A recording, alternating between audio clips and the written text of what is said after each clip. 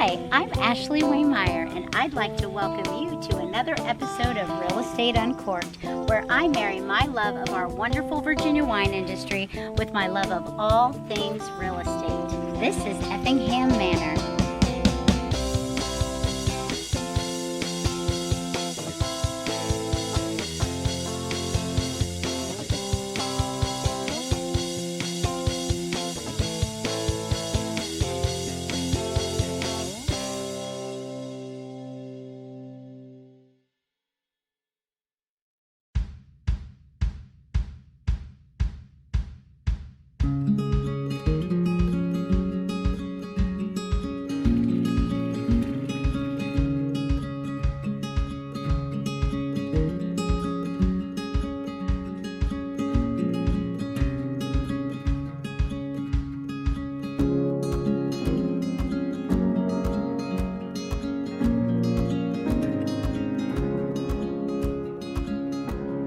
Hi, I'm Ashleigh Wehmeyer, and we are here at beautiful Effingham Manor Winery in Nokesville, Virginia, and we are honored to be joined by John Memley, who's the general manager here. Something that's really cool about Effingham, and I'm going to let John talk about it, is that this is one of 3 awesome wineries. So tell us about this whole family of wineries.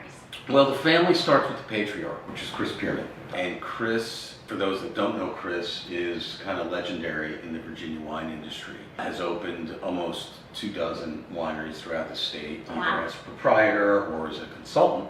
So now his focus is on 3, and it's Effingham Manor, Pierman Cellars, and Van Hill Craft Winery, the latter both being in Fauquier County, and we're in Prince William County.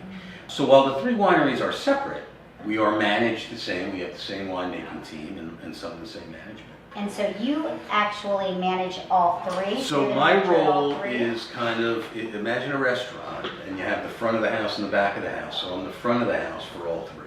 We're also joined with the wonderful, introduce yourself, sir. Ryan Twist, I'm the managing attorney for Prestige Title. And Prestige Title is our title partner at Berkshire Hathaway Home Services PenFed Realty. And I'm excited to have him here tasting with us today. And then we're going to talk about the highly exciting world of title insurance. Super exciting. It is super exciting. But more importantly, it's actually important. And very important, yes. We want to get right down to it, get to what we're here for, and try some wine. So what are we going to be tasting today, John? Well, we have 3 of our wines that were chosen for today's broadcast. We have our Chardonnay, our Rosé, and King's Ransom. I'm going to go ahead and pour the first one. So Effingham Manor is on this historic estate. So there's history in all the wines that we do. A little historic story about each. With the Chardonnay, the history is that it's, the most widely planted white varietal in the world. This comes from the estate at Pierman Cellars, Meriwether Vineyard. This is a 2016 vintage, which was a phenomenal vintage for us. A good vintage means it rains at the right time and it was sunny on the right days. This 16 is a great wine. So. All right, let's taste this one. Ready? Cheers. Cheers. I do like that one. That's good. I don't like them when they're too oaky because that makes me just think of scotch and things like that. Well, yeah, like it's at least on the whites. That over oak that you talk about is New World style, and it's what made California wines marketable. It's the taste that people wanted. So a lot of winemakers all over the country emulate that and do put a lot of wood and a lot of oak, and sometimes it can be too much. Should we go on to the next? Yeah, you ready? This is one of my favorites. To have here. Tell us about this rosé. Yeah, you're not alone. Actually, a lot of people love our rosé. It's become a signature of our winery, I think. We do our rosé using the Chamberson grape, and then we'll blend in 10-15% of something else in this 2018 vintage that you're drinking. And I haven't heard of that varietal before. Vidal Blanc? No, the Chamberson. Oh, Chamberson it's not indigenous to Virginia, but you see it a lot in Virginia. It's actually part of the history. And I mentioned that, Effingham is really steeped in history. So with each of our wines, we try to showcase, just have a historical angle. Yeah. And that element is here. In our vineyard, which we planted just a few years ago, so it's not ready to really produce winemaking fruit. That's Chamberson. It's about 3 acres of Chamberson. Okay. So we'll be making an estate rosé one day, a couple years from now. Winemakers love it. because they really get to showcase what they want to do. They can make it sweet, they can make it dry, they can make it somewhere in between. What about yours? What about Effingham's? What characteristics does the rosé have? Flavor profile is going to be similar to Sharon. It's strawberry, there's kind of lighter berry fruit, a little watermelon to it. Some people tell me they taste lime. We have been making our wine less and less sweet, our rosé less and less sweet. Those are winemaker decisions. It's still considered off dry, meaning there's a little sugar that's left in it during the winemaking process. Which I think is nice. I don't like a rosé that's too dry. I like there to be a little bit of sweetness to it, but overly sweet, you know. You'd fit right in on our wine team. I love it. Yeah. If I ever play real estate, that's right. You know, we find this is, we call it a great porch sipper, right, on a summer day, and you Yeah. can sit outside, but then it's September and the temperature's down a little bit, you're still drinking rosé. Next thing you know, it's Thanksgiving and it goes great with turkey. It does go great with turkey. And now it's February and it was 50 degrees one day, so you break out the rosé. And it's pink, and that's Valentine's Day. I mean, And it's Valentine's Day, and we all love saying rosé all day. So There you go. Right, So I've tried it, but I don't know if you've tried I it. have Let's see not. what you think about it. Cheers. Cheers. I love this so much. Definitely taste the fruit in this one. you know, I actually mentioned sugar. You know, this is a food wine. And what our winemakers do is they keep a level of acidity in just about all their wines.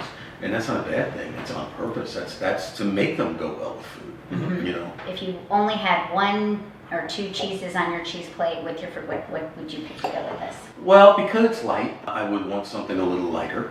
So maybe a Boursin. Okay, spread it on some cracker. Which we're gonna have later. We also recommend to people a Dublin or cheddar cheese with this because Okay. there's sweetness in that and nutty sweetness that I think goes real well with the wine too. Yes. All right, so we're moving on to Effingham Reds. What do we have? So the red that we poured you is King's Ransom. The history goes back to the Brits, to the British, and British royalty. So King's Ransom is kind of a play on that. That's the name of it. It's a proprietary red blend. What does that mean if you say it's proprietary? We don't tell you what's in it, Okay.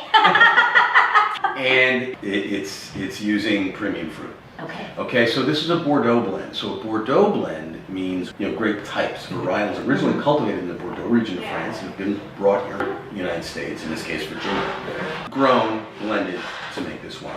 Like the rosé, this is what we find people seem to enjoy the most, and by that just, you know, by measuring the purchase of. This is one of our reserve wines. Combination of Petit Verdot, which is a great Virginia varietal, Cabernet Franc, which is a great Virginia varietal, and Merlot, which is plentiful. Blended together by the right people, and you get a wine like this. So. Awesome. Well, let's taste it, and then I want to ask you a little bit about, you know, what the tasting experience is like here. Cheers. So smooth. Yeah. They, the winemakers, Chris and his team, Brian, make my job very easy. Yeah, that is a really interesting finish to it. I also feel like a real front of the mouth finish too. Well, it's fruit forward, you know. Yeah. I mean, people use the word fruit bomb, which is a good thing, not a bad thing, but it's certainly forward that way. You know, it's like a crescendo. You know, you taste it, and those flavors stay with you, and then they finish in a certain way. You know, when you hear people say that it's round wine, that's what they mean. very where much there's so. a hole in the middle means, you know, taste it and then just bite back at you. Now, I love that. It feels very full in the mouth with the flavor on the palate. I really, really like it. If somebody comes out here, comes up to the counter, gets a tasting, how much is it? What do they taste? Yeah, so there's many experiences at Effingham, and people like to experience our winery in different ways. Now, you ask about a tasting. You know, a tasting that we do is going to be 6 or 7 wines based on what's current vintage and what we want to showcase. It's going to be $10.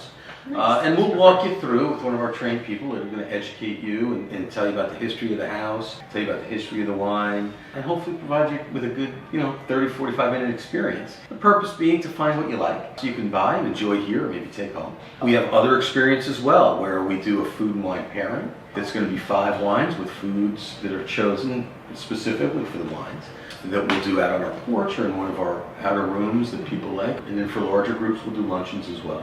Can you talk to us a little bit? There are tons of beautiful places for you to grab a bottle of wine and some of the food and cheeses and different things that they have and go out and enjoy. Do you guys have events or music, or can people host events here? Can you talk to us a little bit about the bigger... We're in our manor house where we do a lot of our tastings, and most of our business is conducted during the week. Adjacent to this is our event center, which is 4,000 square feet of event space. Nice. We'll do weddings for up to 150 people. We'll do corporate events. We'll do wine tasting events. We'll structure events for people. And we do public events as well, be it wine dinners that we sponsor. We had an evening of wine and comedy a few weeks ago. Oh, fun. We did an Easter egg hunt here for adults. Mardi For Gras. adults. Well, what do you find? For the Wine eggs? filled there were eggs. We did it the Saturday before Easter, and we spread little plastic eggs throughout. I love and had it. brunch behind it. Nice. You know, part kitsch, part gimmick, and a whole lot of wine. Well, and one thing that I like at least about, I guess maybe wherever the owner is, the winery dog is. Can you Tug talk is- us a little bit sure, about the Tug. winery dog? Tug is certainly the best employee that we have. He doesn't talk back very much, does he? No, and when he does, he means business. Tug is Chris's golden retriever. He is a fixture at Pyramid Cellars. Yes. That's kind of his home base. I hear did he just have a birthday or is he about Tug's to have a birthday is birthday? next week. We're celebrating his 11th birthday. We do it the last weekend in July every year at Pyramid Cellars with some cupcakes, and we all sing happy birthday, and we ask people to maybe donate to some of Tug's friends who aren't quite as fortunate as he is through SPCA programs. Nice. Tug has his own Facebook page with 2,500 people. in What's Tug. it called? What's Tug, the Pyramid Cellars mascot. There you go.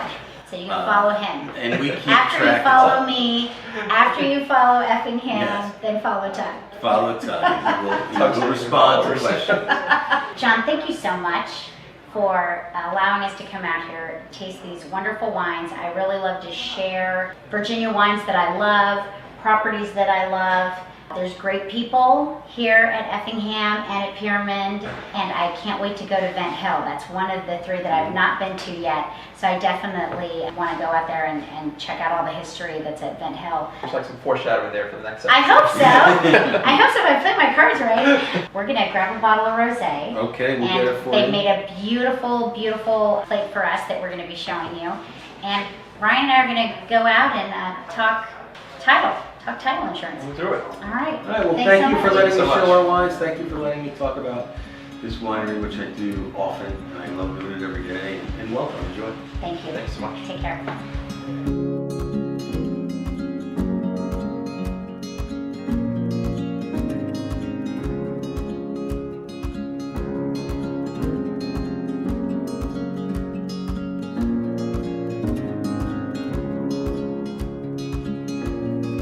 Today I am joined by Ryan Twiss, who is with Prestige Title. Ryan, can you tell us a little bit about yourself and what you do? So yes, I'm the managing attorney for Prestige Title. We're headquartered in Sterling, Virginia. We have a great partnership with Berkshire Hathaway Home Service, PenFed Realty, and PenFed Credit Union. We do probably about 70 to 100 closings each month. I oversee all of that. We market to Berkshire Hathaway, PenFed Realty. We oversee their Northern Virginia offices as well as Southern Virginia, so we also get down to the Richmond area. Well, that's great. We are really happy to have Ryan here today. One of the things that I wanted Ryan to talk about and why I wanted him to come out and talk with us is everybody understands going and signing the papers at settlement, but that is really the almost next to last piece of what you do. They also then have to record and disperse the money, which is what everybody really cares about. When you get a ratified contract, we send that ratified contract over to the title company as soon as possible because they have a lot of work to do. There's a lot of work that goes into it. So yeah, the actual signing of the paperwork it's the last The thing. culmination. It's the culmination of all the effort of you and your clients and the lender and us. It's kind of that's the cherry on the top. That's the easy part where everyone gets together and kind of signs a few things or a lot of things repeatedly. That's really the end goal. And one of the things I wanted to talk about, and we'll get to it, is I had asked Ryan to talk to us about just exactly what title insurance is. I think people don't necessarily know because you never really talk about it until you buy a house or unless you have a problem that you need to use your title insurance, and kind of some situations and some stories about where it was important. But maybe you can also just tell us what happens when we send a contract your way. Yeah, absolutely. So the first thing is you're sending the contract into us. The first thing we're immediately doing is we're opening a file. What that means is we're getting it entered into our system. We're sending out notices to yourself to let you know that it's been done. We're getting in contact with your clients. If you're on the listing of the buyer side, depending on which side, we're getting in touch with the other side as well. Welcoming them, introducing ourselves to them, letting them know who we are and what our kind of role is going to be in the transaction. And then we're ordering the title search. that's kind of one of the most important steps we're going to really take on is ordering that title search, because at the end of the day, we have to make sure title's clear when we get to that settlement table with those packages. So what does it mean when somebody's title is clouded? And what So does that mean? Yeah, so title clouded, that means there's something in the land records that kind of gives us pause. So the way title insurance, the way that process works is we get the title search back from the abstractor, and we prepare what's called a title commitment. What that is that's really a commitment to issue insurance on the property, and it kind of sets out all the requirements that we have to go through basically to get to settlement. So a lot of times it's normal stuff. So it's, we need a new deed for putting the new buyers on title. It's a pretty simple, common one. Normally your seller has a payoff, so we need to get an order of payoff and make sure we're releasing that lien at settlement. Then there's other things that become kind of the clouds you're talking about. That could be a prior owner who has a still unyet released lien. It could be something as there's judgments, like name judgments. So that's part of the title search is we're looking for any judgment with a similar name, because we want to make sure that they're clear, that make sure the buyers are taking subject to the property free and clear of any and all liens. So we're trying to eliminate everything we possibly can. Right. So the last thing anybody would want is to buy a home and then have somebody else come and say, Yes. hey, you shouldn't own this home. I should own this home. I have a claim on this I have property. a claim, so all of a sudden you might have John Smith buying, and you might get a sheet of 100 judgments that you're like, all right, well, basically what we do in that case is you send an affidavit to the table with the sellers, and they're going to sign and say, no, this is not me. And that's going to kind of how we clear up those judgments. A lot of times you'll have social security numbers and other things you can go off of, but at the end of the day, we record something in the land records signed by that seller saying that was not me, so that if anyone else going forward has an issue with those same judgments when they're doing the same searches, they're going to see, oh, there's an affidavit clearing those already. Yeah, it's very interesting because I think that title is sort of one of the most important things that you know nothing about. You don't know what the title company is doing behind the scenes. If you don't hear anything, it's probably a good thing. That's right. So when you hear from us, no it's news normally is not a good news, thing. right? Absolutely. When we're calling you, hey, we have this really big issue, but that's not the good phone calls. We always try to take care of things as much as we can before it even gets to that point. We don't want to put you on worry. We don't put your buyers on worry, your sellers on worry. We really want to try to get everything as smooth as we can. Yeah, it's really important to have a good, reputable title company involved in the transaction, because you have to trust that the title search is done properly. You have to trust that all the numbers are being calculated properly for your closing disclosure. There's really, I know for something that we don't know a lot about, it's so important. We could go on, but I really wanted Ryan to talk to us about what is title insurance. Yeah, so it's a great question. It's not homeowners insurance, which is probably one of the most popular misconceptions we get is, well, I'm already getting homeowners insurance, why do I need this? So title insurance is entirely different. It's actually what's going to ensure your title to the property, so that when you Your get that claim your on the claim property, on the property, that it's right? yours. So that when you have that deed, there's actually value behind that deed. So that someone is willing to go to bat for you and say, no, they actually own this property, and that's what title insurance does. As you know, when most of your buyers are going to be working with lenders, they're going to purchase title insurance for the lender as part of their closing costs. That's something they have to do. No lender will give a loan without actually getting that title insurance, something that's going to ensure their claim to the property in case it ever goes to foreclosure. So it's that piece of paper that really kind of says someone will be willing to go to bat for me to ensure my claim to this property. I think that that's interesting, and I talk to my clients about that sometimes because, sometimes they think, well, if there's a title search that's been done and there isn't any issue, then why do I need to get this title insurance? But just as Ryan said, if you have to purchase it for your lender, if you're going to protect your lender, then you might as well protect yourself. You get what's called simultaneous discount when you issue both policies at the same time. If you're to come back later down the road and say, oh, you know what, I want an owner's policy, we can do it, but it's going to cost you the full price now on both policies versus getting that discount when you purchase them together. And something that's different about title insurance versus like regular homeowners insurance is you pay it once. That's correct. And it lasts that ever. Forever. To Can the you grave. believe that? It's to the grave coverage. And that's not a happy subject, but it truly is. It's something that even after you've sold the property or you passed away, it's something that always will protect you and your heirs, and it kind of always continues. So that if you've sold your property and 10 years later someone comes to you and says, hey, there's this issue with the property, you can go, well, here's my title insurance policy. It was free and clear when I bought it. These were the things that were excluded. This is what was covered, and it will always kind of step in to protect you from that. People really don't understand how important it is. I think it's one of those situations where if you don't need it, you don't think about it. Right. Nobody is sad when there's a claim and they have paid that title insurance premium because now they have coverage. Right. It's the kind of thing where if you need it, you really... It's like all insurances. You're always paying for something you Yeah. don't need until you need it. And then the Right. moment you need it, you're so glad you had car insurance or health insurance or life insurance, all of them. Right. It's the same thing with title But all insurance. those others, you have to keep paying premiums. That's right. Title insurance, One it's time. one time only.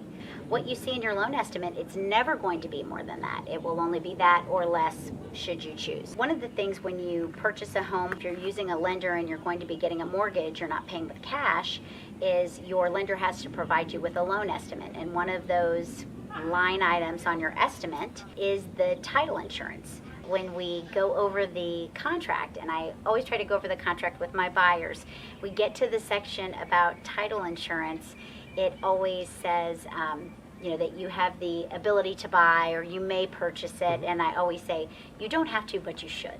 I asked Ryan to bring us today some stories of where Title insurance came in handy. yes, where it was very important, or people were very happy Yes. that they actually had purchased title insurance. So tell us if you have anything interesting stories you can share with us. I do have a few interesting stories. So one actually just came up pretty recently as we're doing a refinance transaction in DC. Unbeknownst to the borrower who's going to be refinancing, there was a Clean City lien from 1988 on the property. It was only $300, but it's accrued interest since 1988, and it was up to $28,000. Oh my gosh. So- Just think if you put that in a savings account. That's compound interest. That's a whole nother subject. For these people, they were going to be collecting quite a bit of They were interest. quite surprised. He had bought the property only a few years ago. It had been something that was kind of missed in the title search done when he purchased the property. So kind of the first question we asked him was, did you buy owner's title insurance? Please God, I bought title insurance. Because at this point, we're looking at this going, well, we can't take the mortgage off the property without making it next one subject to these liens, or basically making you pay them. Luckily, he had bought owner's title insurance. As he should. So we got his underwriter involved. We helped him through the claims process, helped him file a claim, which was great. They did two things for us. One, his insurer was able to give us a letter of indemnity, so that while they were working out the claim with DC Clean City, they were able to still go through with his refinance. And the second thing is his claims department for his underwriter was able to process a claim, start with DC, and get that resolved for him and get that lien removed from his property so that he didn't owe $28,000 anymore. And they basically footed all the legal fees associated with that. They didn't actually have to pay it out, but it's one of those situations where they would have paid the $28,000 if they weren't otherwise able to negotiate the removal of that lien. Wow. And that's interesting because obviously a title search was done. Nobody wants to miss anything or have anything come up. But that is also why you purchased this title insurance, because passive voice, mistakes were made. We were always taught to write an active voice, but sometimes people don't want to take responsibility, and the passive voice is best. So mistakes were made in the title search. Having that title coverage, that title insurance, made them able It's to kind be of able saved to the day. refinance. The big thing is that lenders always want to be in first position, so that's part of what they always request from us is to make sure that they are in first position when we insure the loan to them. Of course, I do have stories where the transfer of the property became an issue too. But Yes. this is one that's probably a little bit of one of the more common reoccurring ones. Okay. Basically, you have a seller who might have a credit line on a property. So, as I mentioned, we have the commitment. It's going to say, pay off this credit line. So like a home equity line of credit, Yeah, maybe you hear absolutely. people use the term HELOC. HELOC, exactly. So we pay it off at settlement. Not us, this hasn't happened to us, but this is one of the stories, that's kind of always reoccurring. Hasn't happened to Prestige. That's right. But this story kind of came to us from our underwriter from Chicago Title. This is something they've seen not frequently, but more It's come often up. than once. Yeah. So basically, the credit line gets paid off. Well, maybe the banker, his personal friend, personal banker of the seller, calls him up and says, "Hey, I know you really want to pay off your credit line, but would you like to keep it open anyways?" And the guy goes, "Sure, I'll keep it open. I'll keep borrowing on it." So now all of a sudden he takes another draw. He starts borrowing against it. All the while, it's still leaning against the house. No one notices because he's making his payments. Now he dies. No one knows about this credit line. So no one of his estate's paying it off. No one's making payments anymore. Guess what? Now all of a sudden that credit line holder wants to foreclose against the property. The buyer is going, "What do you mean there's a credit line against our property? I didn't take out a credit line." Right. The seller had never closed his credit line. They just kind of reopened it and left that lien there. They never filed the release, never stopped him from taking draws out against it. After it was already owned by the other people? After it was already owned. That's scary. So then you're left with the situation when they come to your door with the foreclosure notice, you can either pay off whatever this guy owes, or you're going to lose your house in foreclosure. oh my Or gosh. your third option, you have title insurance. You have title insurance. You definitely have title insurance. And then you have title insurance, and they go through all, that's a loss against your policy. and they're going to basically, negotiate with that mortgage company, pay off that lien, and take care of that because your title policy doesn't take exception to that claim. Is there ever a time you lose your title insurance? If you do too many claims? No, so or it's not really. How does it work? Doesn't like, work like that. I'm thinking of like a homeowner's insurance. There are certain companies that. It's not like that at all. There is a maximum limit on the policy. Okay. So basically it's the purchase price. So you're going to buy the policy. Oh, It's okay. going to insure you up to the purchase price. All right. That makes sense. Not to go too much into the enhanced standard debate, but the enhanced does contain a little bit of an escalation provision over the first 5 years. So in that case, you can actually get up to 125% of the purchase price. Because if you maybe had something where your property appreciated Correct. over So time. you can capture up to 5% per year on appreciation. So that's one kind of big benefit there. But yeah, it's always going to be capped by the purchase price. So you can never claim more against that policy than say the $500,000 purchase price. That You wouldn't makes get to sense. $600,000. It is going to be capped. Depending on the policy, if you have that enhanced policy, there's certain things that have like a little bit of a deductible and caps against that specific thing, like permitting issues or things like that have a cap against that specific item. But otherwise, no, it's full value of the property. So if you ever were in the worst possible situation where someone had a better claim to you, you would actually get paid out, that whole value. In the worst case scenario, we were talking about a total loss situation, maybe with a cash purchase, and they put down everything, in actual dollars. That policy will cover all the way up to their total loss, the full amount that they paid for the property. That's awesome. It's interesting that he's talking about all the work that they're going to do this, because not all title companies are created equal. We talk a lot in our business about getting recommendations and using full service people and professionals that you can trust. There are a lot of title companies that have closed a lot of deals that no longer exist. Very true. So it really is important to go with a title company that you can trust, because especially as a seller, I think it is worthy to note that a lot of times you think when you sell your property and you sign that paper, that's it, you're free and clear. But I've actually had clients who've been served with foreclosure notices for properties that they have sold because somebody at a bank, they never followed through with the county to make sure that the lien was taken off the property, and then when somebody else didn't pay for it, they're on there as a lien holder. So I really trust Ryan and the people that work at Prestige Title. I did just want to do a quick little plug. I'm gonna wait.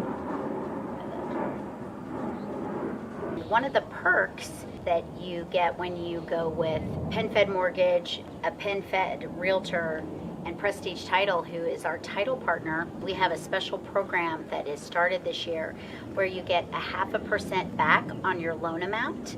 Just like when you buy 3 appliances or 4 appliances at Home Depot, you can get a little bit of a rebate on it. That's sort of the same kind of concept here, because PenFed Mortgage is making money on a loan, and obviously we are being compensated for the work we're doing, and Title is as well. There's a little bit PenFed in the sky, as I like to call it, is able to give that kind of volume discount to you.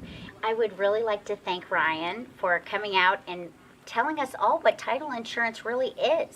I know that my clients have a lot of questions when we get to that point in the contract and, what is title insurance? So I think Ryan did a great job of explaining what it is and explaining some of the pitfalls that may be ahead of you if you don't purchase it. Again, the thing to remember is one time covers you forever. That's right. So Ryan, thank you so much Thank you for having me. being here. I really appreciate it. One last clink.